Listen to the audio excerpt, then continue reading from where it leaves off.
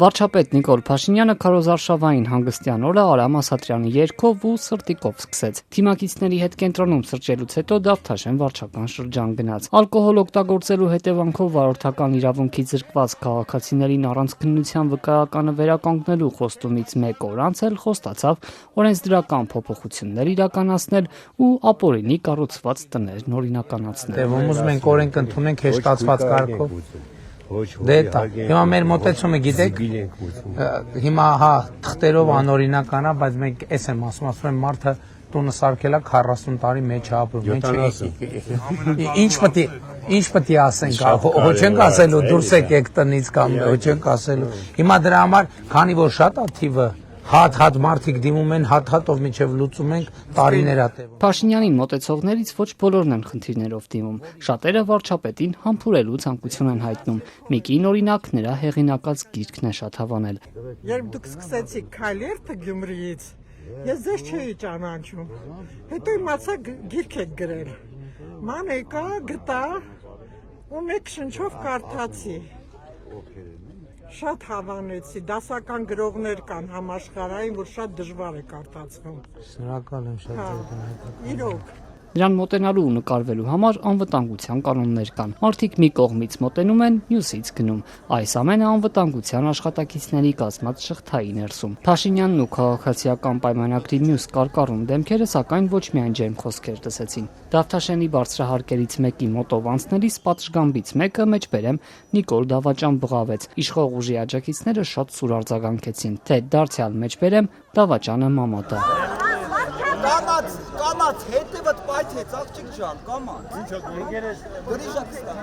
Նախընտրական քարոզարշավի առաջին 10 օրերի ընթացքում քաղաքացիական պայմանագրի կողմից վարչական ռեսուրսի կիրառման մի քանի ահազանգ եղավ։ Արագածոտնում նրանց քարոզարշավին դասի ժամին ուսուցիչներ ու աշակերտներ էին մասնակցում։ Ընտրություններին մասնակցող Միասնության թևերի վարչապետի թեկնածու Արման Թաթոյանն էլ օրերս մի ձայնագրություն հրապարակեց, որտեղ լսվում էր, թե ինչպես է դասախոսն իր ուսանողներին հորդորում մասնակցել քաղաքացիական պայմանագրի արմավիրի հավաքին։ Այս ահազանգերի վերաբերյալ սակայն մինչ այս պահը իրավական գործընթաց չի սկսվել։ Վարչապետը հայտարարել է, թե ուսուցիչների ու աշակերտների մասնակցության փաստերով ծառայողական քննություն կիրականացվի, սակայն արդյունքների մասին առայժմ ոչինչ չեն հայտնել։ Այսօր էլ Դավթաշեն այցի ընթացքում Երևանի քաղաքապետարանի աշխատակիցների նկատեցինք։ Քարոզարշավին մասնակցում էր օրինակ կոմունալ տնտեսության վարչության պետ Արսեն Կարոյանը։ Արդեն 8 տարի երկիրը ղեկավարող Փաշինյանը մեքենայի թափքին կանգնած ելույթ ունեցավ ու դարձյալ նախկիններին մեղադրեց թալանի համար։ Այդ 23 գլխանի հրեշի գլուխը կտրելով ձեզ հետ միասին եկել ենք եւ մնացել է վերջին 3 գլուխները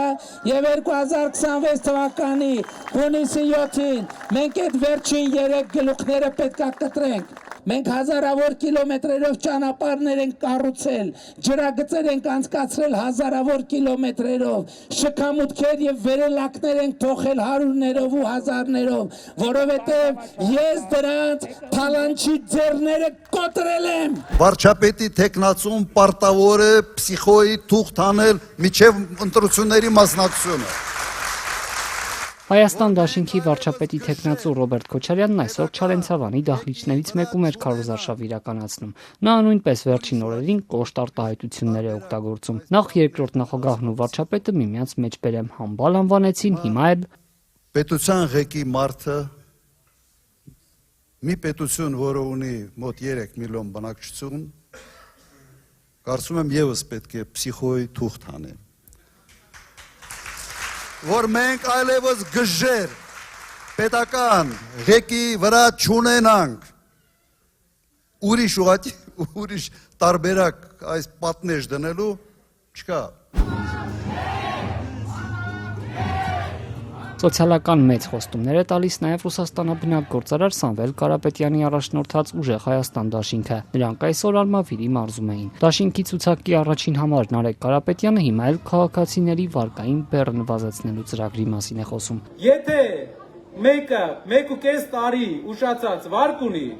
ու գրանցվում է աշխատանքի, մեր ծրագիրն է, որպեսզի վարկի մայր գումարը փակվի իր վճարած հարկերից, ոչ թե իր աշխատավարձից։ Հարկը գնում է պետությանը, պետությունը վճարում է տոկոսը։ Թե ինչ հաշվարկներ կան այս ծրագրի հետևում, պարզ չէ։ Տնային կալանքի տակ գտնվող Սամվել Կարապետյանը մեծամորում հավաքի մասնակիցներին տեսաուղերձով դիմեց։ Ուժեղ Հայաստանը գալիս է, ամուր հավաք, տին ժողովուրդ, ուժեղ Հայաստան։ Փոփոխությունները գալիս են։ Եվրոպայից եկան, օդի մեջ դադար խոսեցին գնացին։ ԵԱՏՄ-ում մնալուն կողմնակից գործարար Գագիկ Ծառուկյանն այսօր Արագածոտնում էր։ Նրա ղեկավարած Բարգավաճ Հայաստանի ծրագրում տնտեսական այնպիսի խոստումներ կան, որոնց անգամ աշխարհի ամենազարգացած երկրները չեն հասել։ Ծառուկյանը սոցիալական հարցերի էլ է անդրադառնում, վարկային համաներում մինչև 3 միլիոն պարտք ունեցողներին։ Թե ինչպես է գործարարը պատկերացնում պետական բյուջեի վրա այդչափ բեռի ավելացումը, պարզ չէ։ Կանավարկը $10,000, բայց այդ $10,000 դիմաց ես այնքան տուժուտուգանքի հավաքվեին վրա կնար։ համար պետք է պետությունը մինչև 3 միլիոն դրամ ներում շնորհի ժողովրդին բոլորին 2 միլիոն 200,000 մարդ ճայճից անեն, գոնե մարդ իր վաստակածը ինքը կարողան իր ընտանիքին կերակրի կամ փողոցում չմնա։ Իդեպ, մինչ այս պահը վարչապետի պաշտոնում իր տեխնացությունը բացառող Գագիկ Ծառուկյանն արդեն այլ կերպ է պատասխանում հարցին։ Ունեմ 3-4 հոգի մարդ, փորձ ունեն,